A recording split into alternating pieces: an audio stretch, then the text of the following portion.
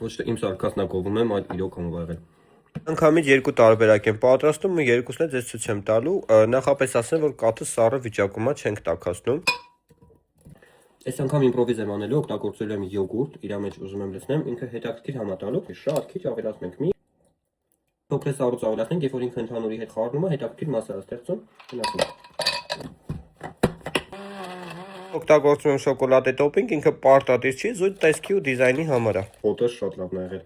Անցնելու եմ արդեն երկրորդ տարբերակի պատրաստմանը, ես օգտագործում եմ վանիլային պաղպակ, կարող փոխեք շոկոլադի համը, ոչ մի տարբերություն, կաթը միշտ ծառ է։ Ու այս մի տարբերակի մեջ ավելացնում ենք խուրմա, եթե քաղցրից իրարեք, ինքը շատ լավ համատալիս, ու մեջ լցնում ենք մի փոքր նաև սառույց։